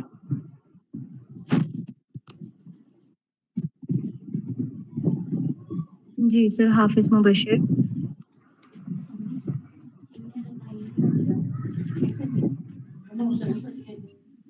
अस्सलाम वालेकुम। वालेकुम अस्सलाम जी। मोहम्मद जुहैब अर्ज कर रहा हूँ। मैं हाल ही में गवर्नमेंट एसोसिएट कॉलेज डेरा में बतौर CTI अपनी खिदमत से अंजाम दे चुका हूँ। अच्छा, मेरा ताल्लुक भी उर्दू अदब से ही है। जानना चाहता हूँ, आपने जिक्र किया कि आखिर में आपने मुख्तसर तारीख़ अदबियात मुसलमानों बाकुनी का मुताला किया। क्या ये आप कहती हैं कि सिर्फ एक ही किताब काफ़ी है? क्योंकि मैंने अपने भी नोट्स इसी किताब के सॉफ्ट फॉर्म में MS वर्ड में बनाए हुए हैं। मैं मुंतज़िर हूँ सीटों का, तो जैसे ही आएंगी तो क्या जमील जालबी और बाकी जो तवारीख की किताबें हैं उनका भी ज़रूरी है मुताला करना?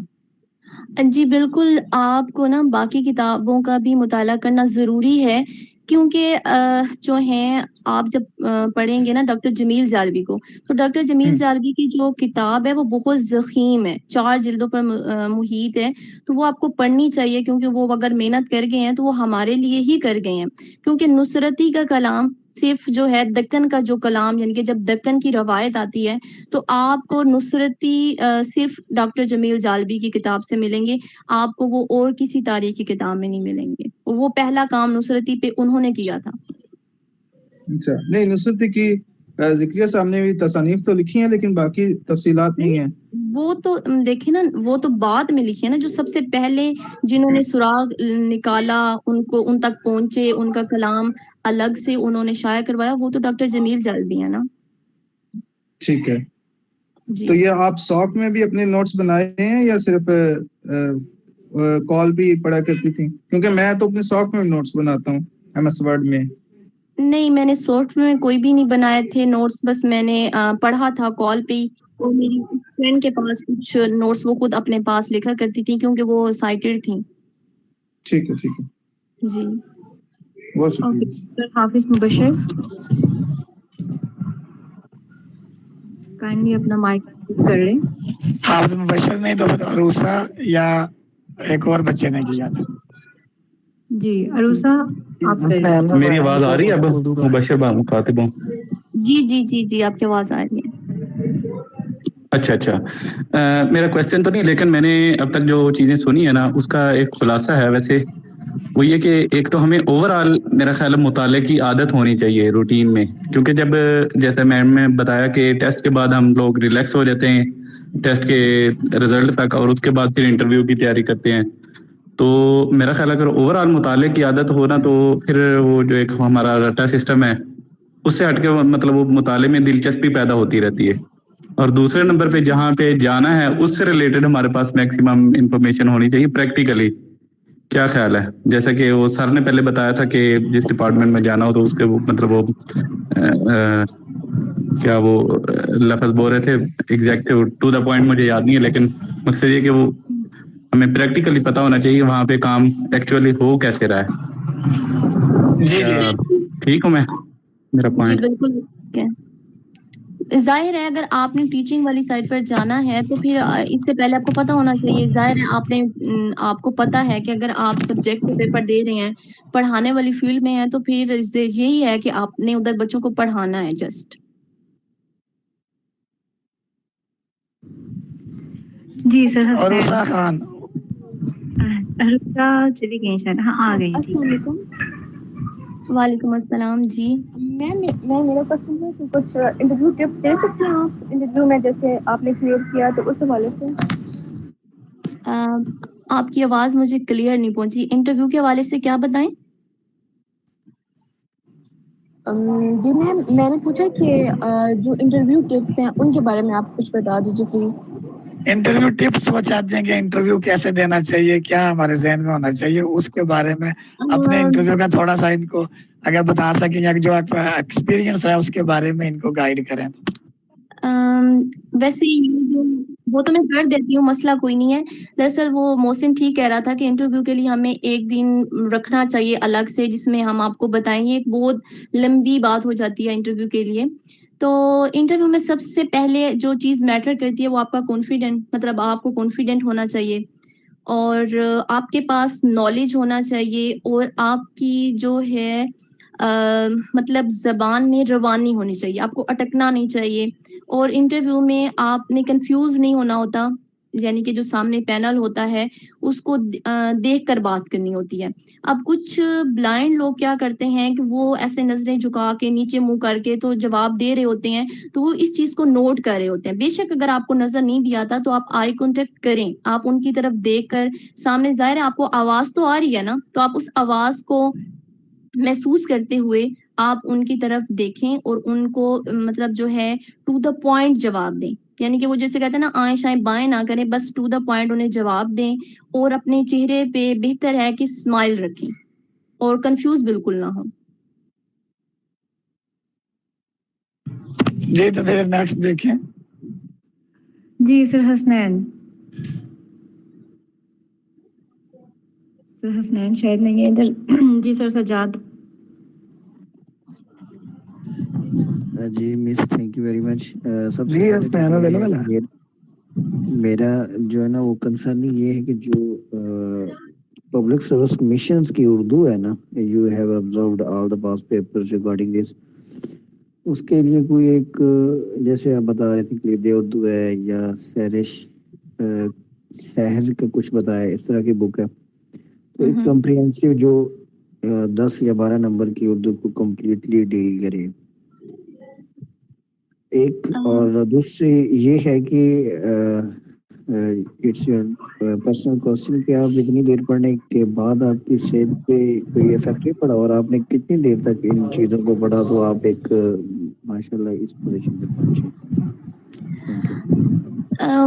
सेहत पर इफेक्ट माशाल्लाह इसलिए नहीं पड़ा कि मैं घर में थी उन दिनों में और मेरी मम्मा बहुत ख्याल रखती थी, मुझे खाना वक्त पर देती थी, ठीक है, और इस तरह वो साथ साथ ख्याल रखती थी। बाकी जो है मैंने कितनी देर पढ़ा, मैं आपको बता रही हूँ कि बीएस के बाद से ही मैंने शुरू कर दिया था कि वो जो 2 साल एमफिल के गुजरे उनमें भी मैं थोड़ा थोड़ा 5 घंटे 4 घंटे या 3 घंटे पढ़ लिया करती थी। एमफिल के अलावा जो 1 साल था ना, जो मैंने मतलब कंटिन्यूसली 1 साल जो मैंने पढ़ा वो 1 साल ही था, ठीक है, जिसमें मैंने 5-6 माह की सीटीआई की जॉब की और फिर आगे जो है वो मैंने उस साल में, यानी कि 2022 का जो पूरा साल है उसमें मैंने पढ़ा था। उर्दू के लिए इनको बता दें कि जैसे पीपीएससी में 10 नंबर की उर्दू लाजमी है, कोई भी 1 पेपर एमसीक्यू हो, तो कौन सी कोई ऐसी बुक है जिसमें ज्यादातर सिलेबस कवर किया जाता है जो पीपीएससी के लिए मुफीद हो? कलीदी उर्दू, आप देखें कलीदी उर्दू में से काफ़ी ऐसे एमसीक्यूज होते हैं जो आ जाते हैं, ठीक है, कलीदी उर्दू बेस्ट है। लेकिन मैं चाहती हूँ कि कलीदी उर्दू और इन सब चीज़ों से आप बाद में इस्तेफादा करें, पहले आप जो है वो तारीख की कुतुब का जो है ना मुताला करें। और सहरे उर्दू भी बहुत अच्छी किताब है। और सहरे उर्दू में ये है ना कि जब आप तारीख की किताबें पढ़ लेते हैं ना, तो उसके बाद सहरे उर्दू और कलीदी उर्दू बहुत अच्छी कुतब हैं, क्योंकि जो सहरे उर्दू है ना उसमें आपको वो जो कलमी नाम, जो मशहूर राइटर के कलमी नाम है उनकी एक अलग से लिस्ट बनी हुई है। फिर जिस तरह मशहूर किताबें उनकी अलग से एक लिस्ट बनी हुई है। फिर कौन कौन से खतूत हैं, किन्होंने खतूत लिखे, किस किस के खतूत किस किस ने शाया किए, वो एक ना अलग से छोटे छोटे छोटे छोटे जो है ना टॉपिक बने हुए हैं। तो वो कलीदी मतलब सहरे उर्दू ये समझ लें कि वो कोई किताब नहीं है, वो एक नोट्स ही समझ लें, किसी ने बड़ी मेहनत से बनाए हुए हैं। ठीक है, थैंक यू। हसनैन रजा, आप अपना क्वेश्चन, हसनैन रजा सजाद, बाकी नेक्स्ट आप सेशन में। हसनैन रजा आपका क्वेश्चन। जी आवाज आ रही है? जी जी हसनैन आ रही है। जी बहुत शुक्रिया सुहेब भाई, आप इतना याद रखते हैं, थैंक यू सो मच। पहले मुझे जरा थोड़ा सा प्रॉब्लम आ रहा था। तो अभी आपने मैम बात की, अभी रिसेंटली मैंने बीएस कंप्लीट किया है, बीएस उर्दू GCUF से, और अभी अपनी तारीखी कुतुब की बात की, तो आपने यकीनन उर्दू अदब की तहरीकें जो अनवर सदीद साहब की किताब है इसका भी मुताला किया होगा, तो इस बारे में आप क्या कहेंगी कि ये कितना इफेक्टिव है हमारे लिए पीपीएससी के टेस्ट अटेम्प्ट करने के लिए? उर्दू अदब की जो तहरीकें हैं जी, ये मैंने बिल्कुल रीड की है। इनमें उन्होंने बड़े मुफ़स्सिल तरीके से बताया हुआ है सारी तहरीकों के बारे में। तो ज़ाहिर है तहरीकों में भी से क्वेश्चन आ जाते हैं, जिस तरह मुंशी प्रेमचंद तरक्की पसंद तहरीक में वो शामिल थे। तो ये चीज़ जो तहरीकें हैं ना, ये तो आपको तारीख़ की किताब में भी मिल जाते हैं, और अगर आप तहरीकों को अलग से मुताला करना चाहते हैं तो ये किताब बहुत बेहतर है। जी, thank you so much, thank you so much. जी सर ज़ुहैब, हम मज़ीद आंसर क्वेश्चंस ले सकते हैं क्या? नहीं, काफी टाइम हो गया, तो इंशाल्लाह अच्छा ज़ुहैब भाई, इंटरव्यू पे भी कोई जी जी ज़ुहैब अर्ज कर रहा हूँ, कुछ ऐड कर सकता हूँ? सिर्फ 1 मिनट की बाद में इंक्लूड करूंगा। जी जी करें। अच्छा, यहाँ पे बहुत से तलबा और तलबात उर्दू से मुंसलिक हैं। मैं ये कहना चाहता हूँ कि कोशिश कीजिए कि सौती किताबों की बजाय ये टेक्नोलॉजी का दौर है, कंप्यूटर्स में आए, वहाँ अपने नोट्स बनाए। जिस MS वर्ड में ना तवारीख की जो ये ख्वाजा मोहम्मद ज़िक्रिया की या जमील जालबी की जो किताबें हैं, इन्हें MS वर्ड में बदल कर आप इसका मुताला बआसानी कर सकते हैं NVIDIA की मदद से। मैं खुद कर रहा हूँ, क्योंकि ये जो MCQs की किताबें हैं, कलीद उर्दू और बाकी जो नाम लिए गए हैं, अगर हम इस तरीके से मुताला करेंगे तो हमें किसी भी गाइड बुक की जरूरत नहीं रहेगी। बिल्कुल। नहीं, गाइड बुक की आपको ज़रूरत नहीं रहेगी, बिल्कुल ये बात ठीक है, लेकिन फिर भी वो एक होता है ना कि कि अपने आप को चेक करने के लिए इनकी जरूरत रहती है कि कितनी हमारी तारीख से तैयारी हो चुकी है, बाद में इनका मुताला जरूरी होता है। ये किताब आइडिया के लिए मुस्तनद है, और कलीद उर्दू में काफ़ी क्वेश्चन जो हैं वो रिपीट होते हैं। जी जी ऐसे ही है, क्योंकि वो खुद जो इशफाक अहमद बिग साहब उनके मुसन्निफ हैं, तो इसलिए वो मौसर रहती है। ज्यादातर पर्चे भी इसी से बनते हैं। जी, आप सबका बहुत शुक्रिया। बात यह है कि देखें, हमारे एक दोस्त हैं, उन्होंने E5, आपको फोन याद होगा, बटनों वाला फोन होता था, उन्होंने उससे तैयारी करके टेस्ट दिया था स्पेशल एजुकेशन की सीट्स का, आज से 6 साल पहले, और वो सिलेक्ट हो गए थे, अभी सर्व कर रहे हैं। तो जिसने तैयारी करनी होती है वो किसी भी चीज से कर लेता है। हमारा सीयर फाउंडेशन का बेसिक मकसद ये है कि आप इस चीज को आप भूल जाए कि आपने डबल MA किया हुआ, ट्रिपल MA किया हुआ और आपको बैठे बिठाए एक अच्छी जॉब मिल जाएगी, कभी भी नहीं मिलेगी। या आप अपने जहन से ये वहम निकाल दे कि बगैर आपको तैयारी किए कोई अच्छी जॉब मिल सकती है। बगैर तैयारी किए आपको सिर्फ नाइब का PN वगैरह, डस्टिंग वगैरह की जॉब मिल सकती है, वो भी बड़ी तगोदो करने के बाद। तो बेहतर ये है कि आपने MA किया है तो आप अपने सब्जेक्ट को भी टाइम दें। जब तक आपके सब्जेक्ट की सीट्स नहीं आती, आप जनरल पेपर की तरफ जाएं। अब कई लोग जनरल पेपर क्लियर करके वो सीट नौकरी ली हुई और वो कर रहे। किसी भी जगह पे आपको कोई भी इशू है कि आप पढ़ना चाहते हैं, आपको डायरेक्शन नहीं मिल रही, इंटरव्यू में जाना चाहते हैं, आपको इंटरव्यू के बारे में नहीं पता, आप सीयर फाउंडेशन से रब्ता करें, हम हर लम्हा आपके लिए हाजिर हैं।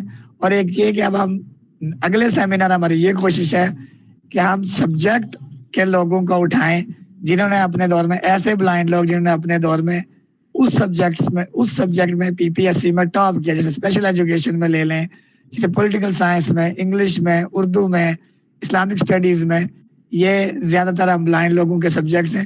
तो हम कोशिश करेंगे कि सेमिनार ऐसे लोगों से हम आपके लिए लाएं जो अपने सब्जेक्ट्स में टॉप करके PPSC या FPSC में जॉब कर रहे हैं। इसके अलावा CSS और PMS पे भी एक सेमिनार होगा, जो उस तरफ जाना चाहते हैं वो भी।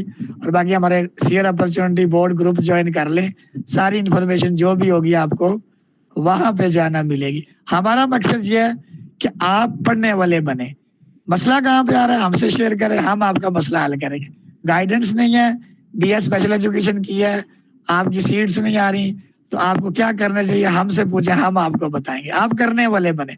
एक मैं आपको गारंटी कर दूं, जो बच्चा अच्छे तरीके से पढ़ेगा 1 साल काफी है उसको अच्छी जॉब लेने के लिए। ये हो ही नहीं सकता कि आप अच्छे तरीके से पढ़ें और आपको साल के अंदर जॉब ना मिले। ये हमारा फॉल्ट है कि हम सही तरीके से पढ़ते नहीं। 10 दिन टिका के पढ़ते हैं, 20 दिन ब्रेक, फिर 4 दिन पढ़ते हैं, फिर 5 दिन ब्रेक। ऐसे नहीं, आपको तसलसल के साथ पढ़ना पड़ेगा। ये मोहसिन अभी लेफ्ट कर गए, ये मेरे जूनियर और मेरे भाइयों की तरह 2007-8 से मैं इनको जानता हूँ और मुझे इनकी रूटीन का पता है कि ये जिस टाइम पढ़ते हैं उस टाइम ये कोई किसी को टाइम नहीं देते। कोई भी कितना ही वो क्यों ना होके मैंने बात करी, वो कहता है अभी मेरा पढ़ने का टाइम। तो आप लोग भी डेडिकेटेड होकर पढ़ेंगे तो इश्यूज नहीं रहेंगे। और जो लोग क्वालिफाई नहीं कर रहे इंटरव्यू के लिए, वो ये देखें कि आज आपने एक पेपर दिया, वो कल शाम तक पीपीएससी यूट्यूब पे अपलोड हो जाता है सॉल्व होके मुख्तलिफ चैनल्स पे। आप उसमें देखेंगे आप कौन से पोर्शन में वीक हैं। जिस भी पोर्शन में आप जीके में वीक हैं, एवरीडे साइंस में वीक हैं, इंग्लिश में वीक हैं, उर्दू में वीक हैं, आप उसके ऊपर जो है ना काम करें। दूसरी एक और बात, ये बहुत ही लंबी बातें हो जाएंगी, आपका रिटर्न पास हो जाए तो असल गेम इंटरव्यू को होती है, क्योंकि 100 नंबर आपके इंटरव्यू में होते हैं। 100 नंबर में आप बहुत ज्यादा नंबर ले सकते हैं। अगर इंटरव्यू में टेस्ट में आपके 60 नंबर आए हैं तो आप इंटरव्यू में 80 नंबर भी ले सकते हैं। और मैंने देखा लोगों को 80 नंबर लेते हुए। एकेडमिक मेरिट भी जो है वो मैटर करता है। अभी पीपीएससी ने कोई एकेडमिक मेरिट खत्म नहीं किया, ना उनकी अभी कोई ऐसी पॉलिसी आई है कि वो एकेडमिक मेरिट खत्म करेंगे। ये सारी अफवाहें हैं। अगर कोई भी आपको कभी न्यूज मिले पीपीएससी या एफपीएससी के मुतालिक कि ये चेंजिंग हो गई, वो चेंजिंग हो जाए, किसी की बातों में नहीं आना। सीधी पीपीएससी की वेबसाइट खोलें और हाइलाइट्स में उनकी सारी पॉलिसीज, सारे नोटिफिकेशन शो हो जाते हैं। ये एकेडमिक मेरिट भी पिछले 4 महीनों से बात चल रही है जी खत्म हो गया, ये अभी तक भी खत्म नहीं हुआ। अभी रिसेंटली जो इंटरव्यूज हो रहे हैं उनमें भी पीपीएससी एकेडमिक मेरिट को कैलकुलेट कर रहा है। और अभी कोई ऐसी बात हमने नहीं सुनी कि इसमें कोई चेंजिंग आ रही है। सिर्फ सीएसएस की रिफॉर्म्स हो रही हैं। इसके अलावा अभी तक हमने वन पेपर वाले से ना एफपीएससी में ना पीपीएससी में कोई रिफॉर्म्स के बारे में सुना है और ना ये अभी मुतवक्के है। तो अपने आप को डायरेक्ट वेबसाइट के साथ कनेक्ट करें, सुनी सुनाई बातों पे नहीं। बाकी कोई भी आपने क्वेश्चन पूछना है, शेयर अपॉर्चुनिटी बोर्ड ज्वाइन कर लें, आपको वहाँ पे ऑथेंटिक आंसर्स दिए जाएंगे। अब हम ये मीटिंग एंड कर रहे हैं। हमारे स्पीकर्स मोहम्मद मोहसिन खालिद और डॉक्टर फरमीना शेख का शुक्रिया। जी जी, यहाँ पे एक सवाल आया था कि सब्जेक्ट स्पेशलिस्ट की जो सीट्स आती हैं उनमें 80% और 20% जीके का पोर्शन आता है। वो करेक्ट कर देंगे, खत्म कर दिया। जितने भी सब्जेक्ट अगर पीपीएससी में ये पीपीएससी की बात हो रही है, एफपीएससी की नहीं। पीपीएससी में अगर लेक्चरशिप की आती है या टीचिंग फील्ड की आती है तो जिस सब्जेक्ट की सीट होगी, फॉर एग्जांपल स्पेशल एजुकेशन में जूनियर या सीनियर स्पेशल एजुकेशन टीचर की आती है या लेक्चरर इंग्लिश की आती है या लेक्चरर उर्दू की, तो वो 100% सब्जेक्ट बेस होगा। जो 20% का जीके था 10 सब्जेक्ट्स का, वो पॉलिसी चेंज कर दी है पीपीएससी ने। तो आपका सब्जेक्ट स्पेशलिस्ट पे 100 नंबर आपके सब्जेक्ट के मुतालिक ही क्वेश्चंस होंगे। और जनरल पेपर में हम ऑलरेडी सीयर अपॉर्चुनिटी बोर्ड में बताते रहते हैं गाहे बगाहे कि वो 10 सब्जेक्ट इंक्लूडेड है। वो बाकी आपकी जो भी कंफ्यूजन है इंटरव्यू को लेके, सब्जेक्ट्स को लेके, तैयारी को लेके, वो सीयर अपॉर्चुनिटी बोर्ड में पूछे। आप सबका बहुत शुक्रिया। Thanks for watching. Seer Foundation is committed to find employment and entrepreneurship opportunities through research and skill development for the people with blindness. For more details, visit our website blindseer.org, blindseer.org. Email us at contact@blindseer.org. WhatsApp us at 037053070085.